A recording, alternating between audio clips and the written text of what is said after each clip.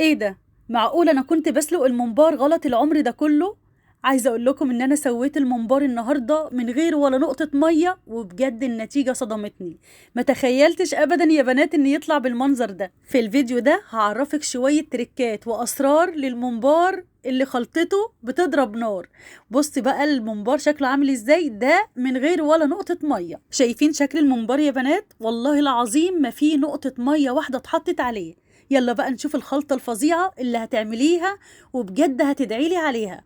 انا هعمل 2 كيلو رز، هحط 4 بصلات كبار او 5 بصلات هنبشرهم بالمبشرة، وهنحط عليهم بقى معلقتين كبار من الملح، شوية من الكمون، شوية من السبع بهارات، شوية من الفلفل الاسود، وهندعكهم كويس كده لحد ما البصل ينزل ميته.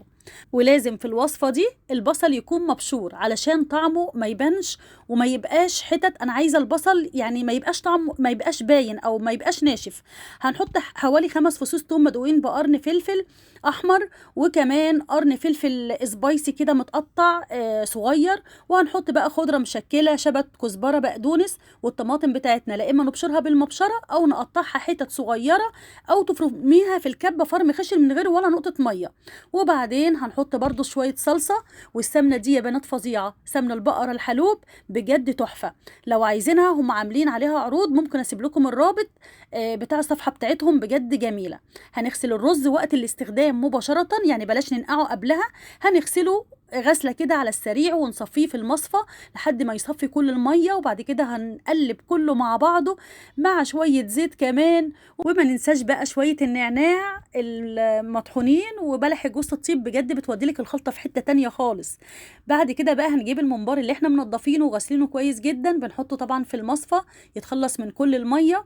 وبعد كده بقى بنحشيه، اهم حاجة ان احنا نبططه كده وما يبقاش مليان علشان ما يفرقعش. هنحضر بقى الحلة بتاعتنا وهنحط فيها الممبار كله مع بعضه.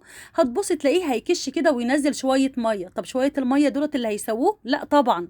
هنكون مفضيين المية اللي نازلة من خلطة المحشي، هنصفيها بالمصفى وهنحطها على الممبار يكمل تسوية. عايزة اقولك بقى ان المية دي بتديله طعم حلو لانها كلها توابل ومية بصل، ويعني حاجة كده عظمة بصراحة.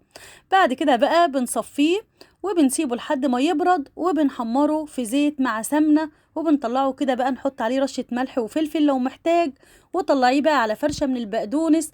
وادعيلي بقى على الممبار، بجد طعمه تحفة التحفة.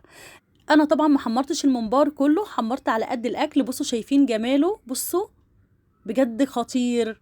والباقي بقى شلته في اكياس، يعني نطلعه بقى كده ايه وقت الاكل. عايزه اقول لكم كمان الشوربه بتاعته سبتها لحد ما بردت، وبتحطيها في التلاجة هتلاقي طبقه كبيره على الوش كده من السمنه. دي بقى خليط من السمنه والزيت والدهون اللي هي كانت في الممبار، بتبقى جميله قوي في الطواجن. ما ترميهاش، بجد بتبقى حلوه قوي. يلا بقى جربوا الممبار بطريقتي، وهستنى بقى رايكم في الكومنتات، وما تنسوش بقى اللايك، وكل سنه وانتم طيبين.